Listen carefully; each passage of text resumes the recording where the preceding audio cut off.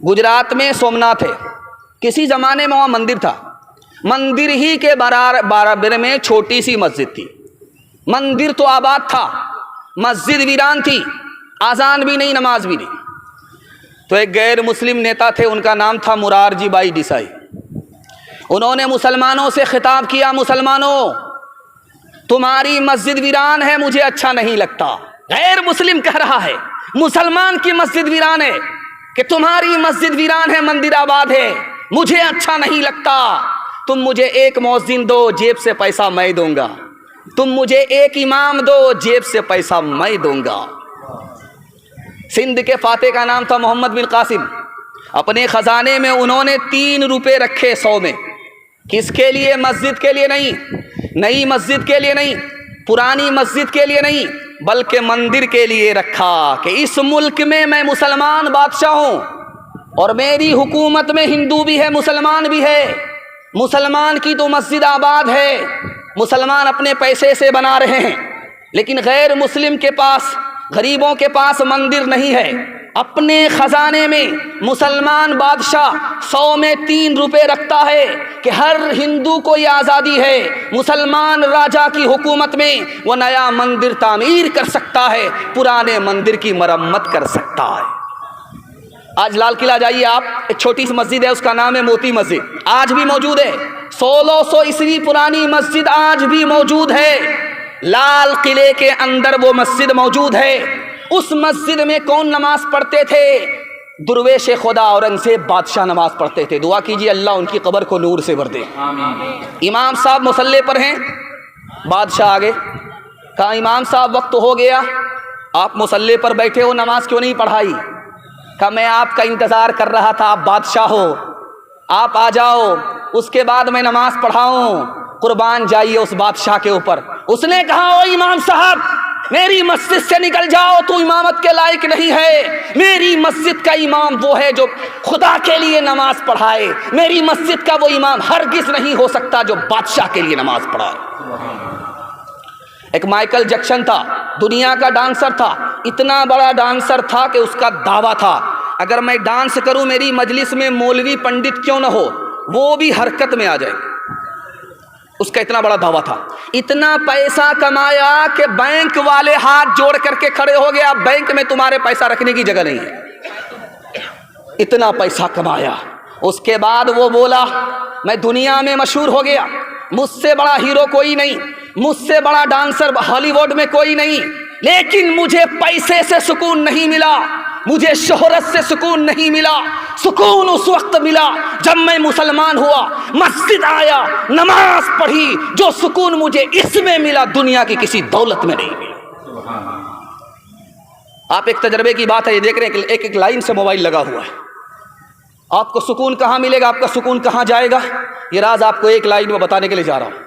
ये मोबाइल आप देख रहे हैं, सिर्फ 5 मिनट के लिए आप मोबाइल खोलिए, उसको सिर्फ 5 मिनट देखिए घड़ी देख करके, आपके 1 घंटे की नींद हराम हो जाएगी। आपको नींद नहीं आएगी, कल से तजर्बा करके देख लीजिए आप। सिर्फ 5 मिनट के लिए आपने मोबाइल देखा, आंख से नींद उड़ गई और आपको 1 घंटे तक नींद नहीं आई। और जुमा का दिन था, आपने गुस्ल किया, चप्पल उतार करके आपने मस्जिद के अंदर दाखिल की। इमाम साहब मिंबर पर खड़े होकर के खुतबा दे रहे थे, आपको झटके पर झटका आ रहा था। क्यों आ रहा था? कभी आपको दोपहर में नींद नहीं आई और खुतबे के वक्त में नींद आई। राज क्या है? जब आदमी मोबाइल देखता है उसका दिल परेशान होता है, जब दिल परेशान होता तो नींद नहीं आती। जब अल्लाह के घर में अल्लाह का बंदा आता है तो अल्लाह की रहमत उसको घेर लेती है, सुकून उसको मिलता है, इसलिए नींद आती है। नींद फूल पर आती है, कांटे पर नहीं आती। हाथ उठा करके वादा कीजिए, रोज बाजार जाएंगे और मस्जिद में जुमा को आएंगे। हाथ उठाइए इंशाअल्लाह। ये देखिए, जाग ऐ उम्मती शाह दुनिया बोदी, जाग ऐ उम्मती शाह दुनिया बोदी, تیرے سونے کا اب وقت باقی نہیں، جاگ اے امتی شاہ دنیا وہ دی، تیرے سونے کا اب وقت باقی نہیں، ہوش کر کھول آنکھیں کہاں سو گیا، دیکھ دشمن زمانہ تیرا ہو گیا، بلبلیں کہہ رہی ہے یہ کیا ہو گیا، بلبلیں کہہ رہی ہے یہ کیا ہو گیا، اس چمن کا نگہباں کہاں سو گیا۔ ہاتھ اٹھائیے، وعدہ کیجئے جنازے کی نماز مسجد میں، ہاتھ اٹھائیے انشاءاللہ۔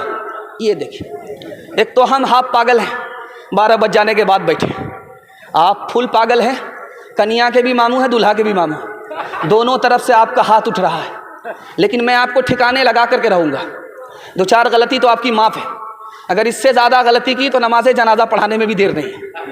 تیسرا پیغام آپ کی خوبصورت سماعت کے حوالے آ رہا ہے، سننے کے لیے یہاں سے لے کر کے وہاں تک تیار ہیں؟ جوش کے ساتھ ہاتھ اٹھائیے انشاءاللہ۔ ایک بات یاد رکھیے، یہ جو بوتل آپ دیکھ رہے ہیں اس میں پانی ہے اور اس کے بغل ہی میں گلاس ہے، آپ کسی سے صرف گلاس مانگیے تو آپ کو صرف گلاس دے گا، پانی نہیں دے گا، اور اگر کسی سے بولیے کہ بھائی ہم کو پانی دیجئے تو گلاس خود بخود آ جائے گا۔ کبھی آپ نے غور کیا یہ راز کیا ہے؟ یہ راز یہ ہے کہ پانی گلاس سے بڑھ کر کے ہے، گلاس ذریعہ ہے، پانی مقصود ہے، پانی مانگیں گے تو گلاس خود بخود ملے گا، اگر گلاس مانگیں گے تو پانی نہیں ملے گا۔ دین دنیا میں بڑھ کر کے دین ہے، مقصود ہے، آپ دین مانگ لیجئے، اللہ مفت میں آپ کو دنیا دے دے گا۔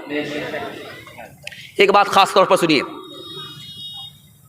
کسی سے کام لینا ہے تو آپ اس کو پیسے کا لالچ دیتے ہیں، وہ آپ کا کام کر دیتا ہے، اور اگر آپ پاورفل آدمی ہیں تو اس کو دھمکی دیجئے وہ کام آپ کا کر دے گا، لیکن خدا کو آپ لالچ نہیں دے سکتے، اس کے پاس آپ سے زیادہ پیسہ ہے، خدا کو آپ دھمکی نہیں دے سکتے، خدا آپ سے زیادہ پاورفل ہے، ایک ہی کام خدا کے آگے کر سکتے ہیں، ہاتھ جوڑ لیجئے، دل کا ارادہ ہو گیا، توبہ کر لیجئے، اللہ آپ کی ہر حاجت پوری کر دے۔